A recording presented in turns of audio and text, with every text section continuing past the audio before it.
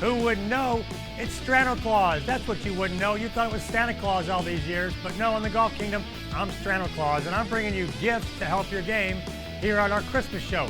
Let's bring in our blueprint and talk about what we've got going on. We're going to start off with our Build It segment, where like Santa's got his bag full of toys, I'm going to teach you how to use your golf bag to help your game.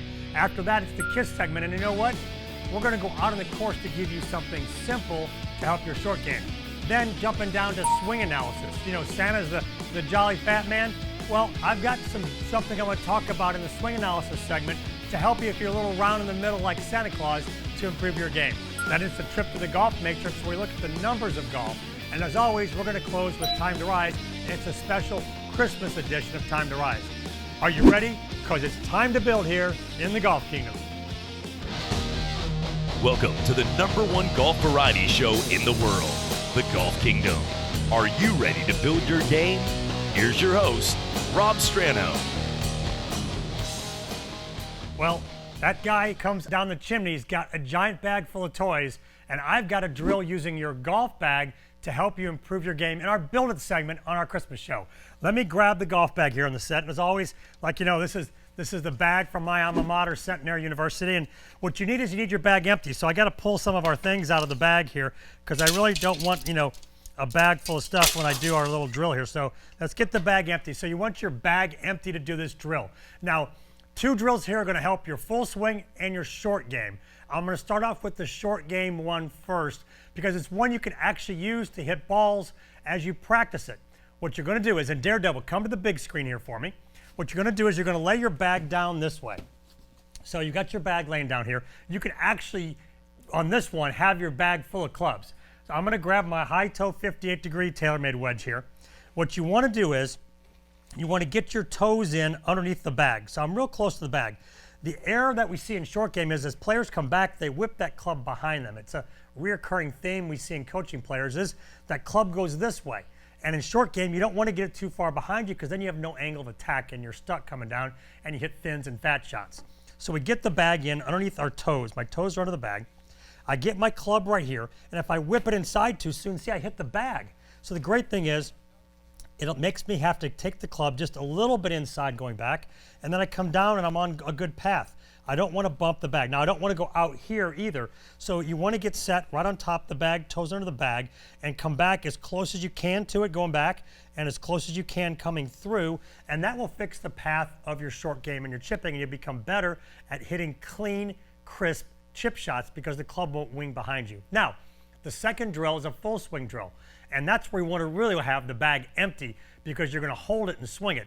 What you want to understand is, same as the club going behind you here when you chip, as you go back, a lot of players will get here and they'll be good, and then immediately the club gets into this position here where the butt of the club's pointed way over there, and the club gets real heavy. And when the club gets heavy, your natural reaction to feeling the weight of the club in your trail hand is to then shove it up here and make it light. So the club, when it's standing like that, is real light, which is why I can balance it. When I let go of it, it's just going to fall over because gravity's shoving on it. So I don't want to get the club right there, like when my hands are right in front of my chest and my lead arm is parallel to the ground. This is a real heavy position, and I want to throw the club that way coming down, and there's that classic over-the-top move. How do we do the drill with the golf bag? Check this out. So you're going to grab the bag. Remember, it's empty. So I got it. Here's my handle right here. So I'm taking the bag. I'm grabbing it by the handle, which is good for your grip because you want to grip it with your fingers anyway. So I grip the handle with my fingers, and I want to feel like as I go back, I'm going to dump the stuff out of the bag. So if you've used your bag for quite a few years, you might find all kinds of cool stuff comes out of it when you do this. You might find a couple bucks and change and who knows what down there. It looks like this from the down the line view. So I've gripped it like a club. I'm going to go back and see that? I've got it pointed straight down to the ground here so that if anything was in there, it'd fall out. I don't want to go back and do this with it because now I get myself in that heavy position. It's really hard to hold the bag like that. It's kind of tight on my fingers. So drill number 2 here, go back and dump the contents of the bag. The great thing is the bag's heavy and it'll train your muscles to feel the right feeling. So do that a few times and then grab a club, and you know what? You're going to automatically feel the weight of the bag, and that club's going to get in a better position where the butt of the club is pointed somewhere between your feet and the ball. So 2 great jolly Santa Claus drills using his bag or using your golf bag actually to do the drills. One for short game and one for full swing. Do these and they will definitely help you get better on the course. Well, if you know me, you know I love short game here in the Golf Kingdom. It's a way for you to save a ton of shots around the greens and lower your scores quick. And we're going to talk about something simple here in our on-course segment. Yeah, simple. If I say simple, what does that mean? It means it's our KISS segment. Keep it simple, Strano. Mwah. I'm going to give you something simple to help your short game, and it happens the moment you approach your bag. When you go to grab your club, and I'm going to grab my 58-degree high toe TaylorMade wedge to play this little simple chip shot up to the green. As soon as I grab it, I touch that grip, I'm touching it very softly. I'm touching it with relaxed hands. I want soft hands for this shot. I'm not coming out of the deep rough where I got to hang on to it tight. I want to grab it soft so this club is nice and relaxed in my hands. My arms are relaxed, and I can clip it right off the turf. So I got relaxed hands and arms, just a simple little chip shot right up there, boom, checking and rolling. Ooh, not too bad, right up by the hole. But I did it because I was relaxed. Now, the wrong thing is I see everybody get in their bag and they grab it, and the first thing they do is they grab it tight. They squeeze it like it's a live snake they're fighting with. When you grab it tight like that, you can't have any soft hands and wrists. So you grab it tight, your arms get tight, your shoulders get tight, and you're trying to chip it. And that's when you blade it and it rolls, and you're like, whoa, wait, stop. No, I'm getting farther away. I'm getting farther way off the green. Let's get relaxed. Club's in the bag. Boom. You come over, you decide which club you use. 58-degree wedge. I grab it soft. Grab it soft, it keeps my arms soft, keeps my shoulders relaxed. Now, I've got soft hands. I feel the shot I want to play here, speed-wise. I keep my hands nice and relaxed, and I clip it right off the turf. I hit a nice shot over there. Not too bad. Pretty good little shots with my 58-degree TaylorMade high toe. So, keep it simple, Strano. Your KISS thought is when you pull the club out of the bag to chip and pitch off a short grass, hold it soft. If squeezing it as hard as you can is 10, I want you to hold it around 3 or 4. I bet you hit a ton better chip shots around the green, and you start to save shots, and your scores are going to go down. What? Oh my gosh, I thought I heard sleigh bells up there. It's just you, Max Q, shooting the segment. And you know what we're going to talk about? It's a good thing you're up there. We're going to talk about the club at the top of your backswing, and we're going to talk specifically about the right arm or the trail arm position and how that influences what the club does at the top, both good and bad, and just kind of talk about your body type or your shape, how that maybe makes this club get in a weird spot. So here's what we got going on. I got my Bubba Whips alignment stick down here. Now when we go back, there's 3 spots that we have in the backswing. We have a position where the club's over here, so it's a little laid off. We have a position up here where the club's across the line. It's like close to my head, see that? We have a position where it kind of lines up just about perfect with the stick on the ground. Now the trail elbow is kind of what influences these positions. Let me show you. If I go back and let this elbow kind of wing out and fly out, the club itself will wing over towards my head and get in that across the line position. So as I go back, I'm just going to let that trail elbow wing out, and you can see the club's kind of back towards my head, and it's crossing the stick on the ground. We want to keep control of this trail elbow. So I can keep it in a lot. So here the elbow is almost pointed in towards the stick, and you can see in relation to the stick on the ground, that's a really laid off position right there, so it doesn't match either. What we want to try to do is imagine we've got something between our arms, or let our arms kind of move a little bit, not a lot, and we're trying to get it back and get it at the top to kind of, as best we can, match our target line. Now, if you're a thick-chested guy, kind of like Santa Claus is, you have to let your elbows come apart. So as they come apart, the club will get more vertical and will get closer to being a little across the line potentially at the top. Thin-chested guys, we have it pretty easy in keeping the elbows together and getting it either laid off or right in this position. So as you look at your swing video, look at where the trail elbow is.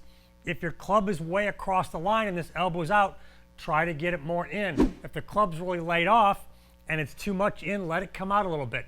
These little modifications will help your club at the top get in a better spot, and you'll hit better shots and be more consistent on the course.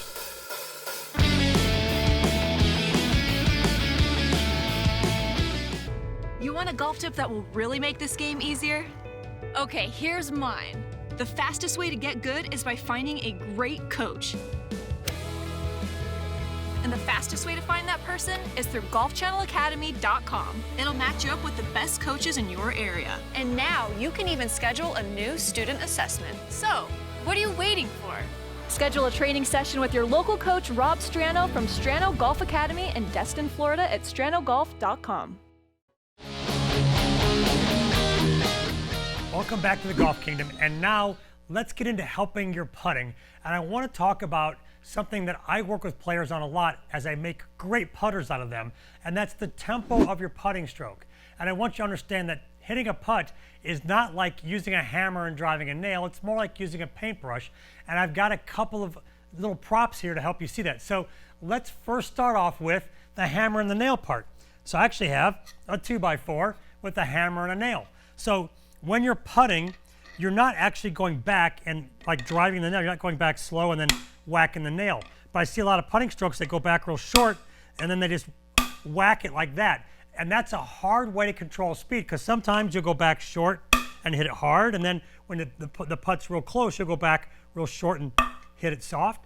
And that is inconsistent, because under pressure, you're going to go back real short on a short putt and smack it hard, and all of a sudden you've got a 10-footer coming back. Or maybe you're real far away and your thought is, you know what, don't knock this too far by the hole, and you go back short and kind of baby it and come up way short on the putt. So you don't want to think hammer and nail when you putt. You want to think paintbrush. So let me show you what I mean by paintbrush here. So I've got the paintbrush also. So a great little prop is I've got a brush attached to my putter. So if you think about when you hit putts, that the brush is just an extension of the putter, and it's just like painting a wall. If I said paint a wall with a paintbrush, you wouldn't go like this, because then you'd have paint all over your floor. And if you've got expensive imported bamboo floors, you just threw paint all over your $1,000 plank floor. And you'd never go like this. You never go down slow and go like that, because then you're throwing the paint up on the ceiling. So a paintbrush stroke, if I've got an imaginary wall here, is smooth back and forth, even coverage. So thinking about the brush on the putter will help you even out your stroke. Daredevil, let's come to the big view now, and I'll show you what I mean. So if I've got the brush here, I'm thinking about that as an extension of the putter, and I'm just kind of paintbrushing it back and through.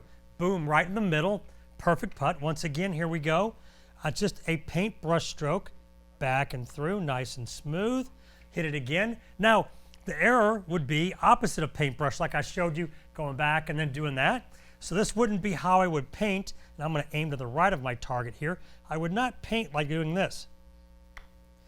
That's no way to hit a putt. That is way too short going back and too much hit coming through. And I'd never paint by doing this. That wouldn't work either. That's big and fast and then a quit at the ball. So if you think about putting this way, paintbrush, I'm going to keep the speed of my stroke the same and just go back farther to go farther and go back shorter to go shorter. So the greens here in the Golf Kingdom, they're pretty fast.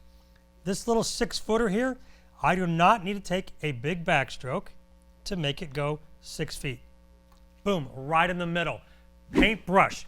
Think about this. Paintbrush on your putter. Think about smooth back, smooth through, and then you make the stroke bigger or shorter to go different distances. Practice this little visual technique, and I'll tell you what, your touch will get a lot better on the course.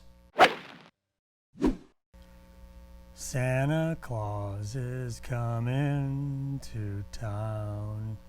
Hey, you caught me. I was just working on my Christmas list to Santa, and I got a couple things. I was just hoping that maybe he would bring me for Christmas. And, you know, I was thinking about Christmas lists and golf games, and basically the mental game. You know what's interesting is my Christmas list here is what I would like to get for Christmas. And you know what's interesting about the mental game in golf is we don't think about it like our Christmas list of what we'd like to get out of a shot. We get over a golf shot and we go, gosh, I hope I don't hit it in the trees. I hope I don't hit it in the water. I hope I don't miss the fairway. I hope I don't hit that house again. I hope I don't top it. I hope I don't hit it fat. It's kind of like making your Christmas list and writing down everything you don't want and then giving it to someone and going, okay, now get me what I do want. So what I'm saying is on the golf course, Think about your Christmas list of your shot. Think about what do you want to have happen when you hit this ball. It's like your Christmas list. It's what I want. Think about what you want out of a shot on the golf course. And I bet the ball starts going more often where you want it to go. Same thing with your Christmas list. Be sure you write down what you want. Now, I'm going to get back to working on mine here. And anybody know how you spell Lamborghini? It's time for a little swing analysis now, and we're doing it Christmas style. It's Santa's swing analysis, because Santa's got this red hat and he's a skinny little guy, right? No, Santa's anything but skinny. He doesn't look like me in his suit. He's a little bit more heavy around the middle. Let's talk about your swing if you happen to be a little heavy around the middle. So let's get rid of Santa here, and let's just talk about if we have a body shape that's got a little around the middle, how do we have to move in order to avoid that? And I've got an example of a jolly guy, maybe not, but a jolly guy. He's pretty good. I love Charles Barkley, and we're going to show you his swing. Here we go. Here comes Charles' swing. So we're going to let these two run. Here it comes. See Charles coming back, and we've seen this before. Man, the club comes back pretty good, but then as he starts down, he dives down. Look at him get lower here. Now he's stuck. Look at that back arm is stuck behind his body. Then he stands up and comes through, and we get a lot of messy shots out of Charles Barkley. And he used to be a really good player, but he got himself in this position where he goes down and gets stuck. And remember, he's got a little bit around the middle here. Now, there's a second swing. Here we go. Next swing coming up. Here he is again. This is when he went cross-handed trying to fix this move. But you're going to see the same little move here. Here comes Charles again. See, he gets back, and look at, he's diving down. He's getting smaller. Now remember, he's got a little around the middle. It's stuck here behind that trail arm. He stands up, and he just flat out missed it. Oh my gosh. That was really not one of his better attempts among many that he struggled with. Now, let's look at this, and we're going to stop this one and really talk about it. I'm going to give you the details. So here he is. He's swinging back. He's getting to the top. We're going to stop right here. Okay, now he's in a good spot right there. I like where he is. He's tall. The club's in a good place. Okay, now we're going to move him down and see what happens. So here he goes. Stop right here. So look at how much lower he's gotten. He's gotten a ton lower. And remember, he's got a little around the middle here. So as he's gotten lower in his swing, he's got his belly in the way and his arm stuck behind it. So he's made two errors here. He's gotten lower, so if he just swings down his arms, he's going to cram the club right into the ground, and his belly's in the way. So what does he have to do to hit it? Let's watch and see what he does here. He's stuck. Now the only way to hit it is he's got to get his arm free, so he's got to stand up, watch the right arm get free, and he can swing. But that's just not an efficient way to hit a golf ball. That doesn't work to hit a golf ball right there, as we see and as he's seen. So if he stayed tall and swung down and got his arm above his belly, he'd be able to hit the ball real clean. Now, there's a jolly round guy on the PGA Tour that's got a clean swing. Check this out. Look at this swing. Back and through. Look at, he stays tall as he comes through. He's nice and tall as he comes through and hits a good shot. One more time. He's tall. His right arm is clear around his midsection and hits a good shot. Here's a different view now. Look at this face-on view, and you're going to see this next view. He's really tall, and his arms are clear of his body. Boom, he rips it right through. So as you look at your swing, if you're getting stuck coming down, you want to stay tall as you come through and let your arms work through in front of your midsection. The club will come down a little taller. If you're trying to get that club shallowing in here, you're doomed. You can't get it back on the ball. You don't want to get shallowed here. You want to come down right here, be a little more vertical, and come through. That's why most big guys, they tend to fade the ball because the club's got to come down a little steeper in order to get it through. Think about these things, practice them, and I bet you'll hit a lot of jolly shots on the golf course.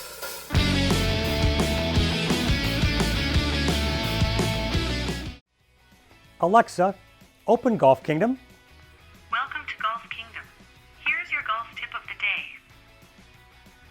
Welcome to the Golf Kingdom. I am your host, Rob Strano, and here is today's Pro Pointer. Alexa, stop. If you want more Pro Pointers from me via your Amazon-enabled skill at the Golf Kingdom, be sure to go there and enable it. Every day I give you a new tip, free, with your Amazon-enabled device. So enable the Golf Kingdom and you'll get a tip from me, your host, Rob Strano, every day.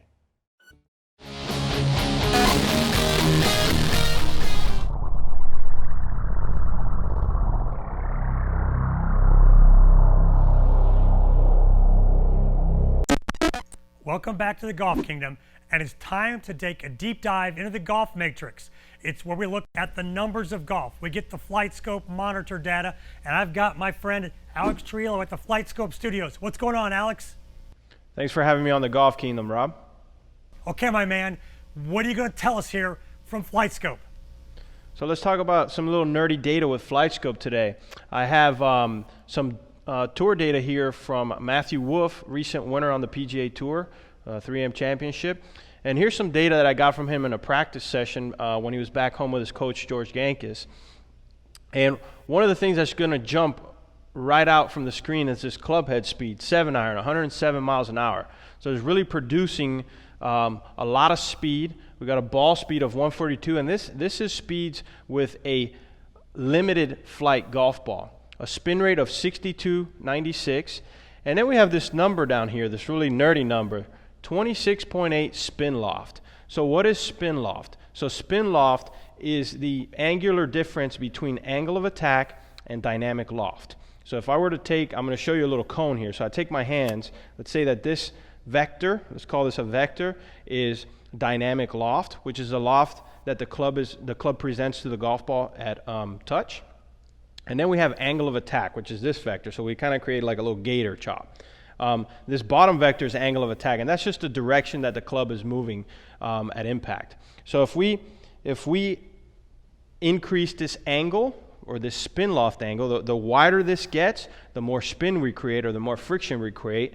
The tighter this gets, the less friction or the less spin we create. So you can see here, if we take these numbers, dynamic loft 23.3, and we add the 3.5, it's going to bring us to the 26, pretty close to the 26.8 of spin loft. So spin loft is a direct derivative that will create spin, 62.96. Just a little nerdy fact from FlightScope data. Alex, that's really cool. And I love that information for you out there, that you understand now how the loft of the club and the angle of attack totally influence spin on the ball. Great stuff from the Flight Scope studio in Orlando to help you understand club ball interaction.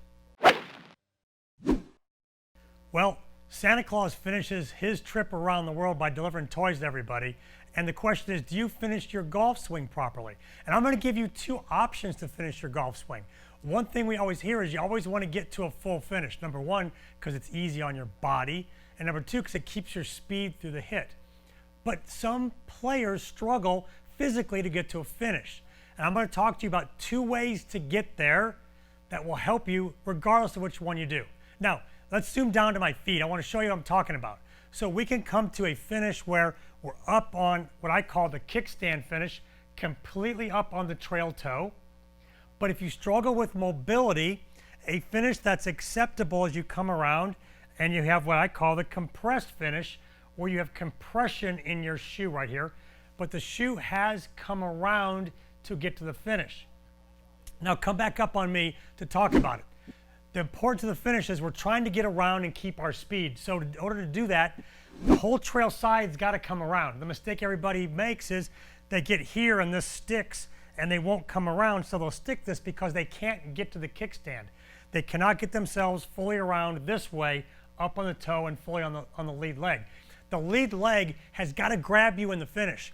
Your glute, your quad, your calf, all those little muscles in your feet. When I finish kickstand right here, man, they're contracted and they're squeezing hard to hold me there because it's a one-legged stand when I'm in this position. If you can't get there, it's okay to finish in what I call the compressed shoe. So watch me here as I go through. I'll come through, and it's a compressed shoe finish, but you can still see my trail side is around and my shoe is compressed. Now, here's the trick to getting to the compressed finish. What you want to do is, your shoes have cleats on them, right? Take the cleats out from the balls of your feet forward. Take them out of your shoe. This will help you be able to make this little move as you come through.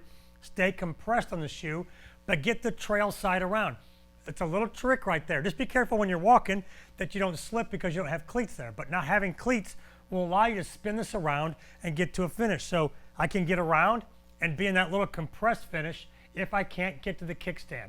Couple tricks there to help you get to a great finish in your swing. Well, we've had a great first season of the Golf Kingdom, and we close it up with our Christmas show. I've had a blast today, as I have all year, giving you the gift of better golf. And it was fun today, kind of sharing with you some of the old jolly old Strano Claus to help your game.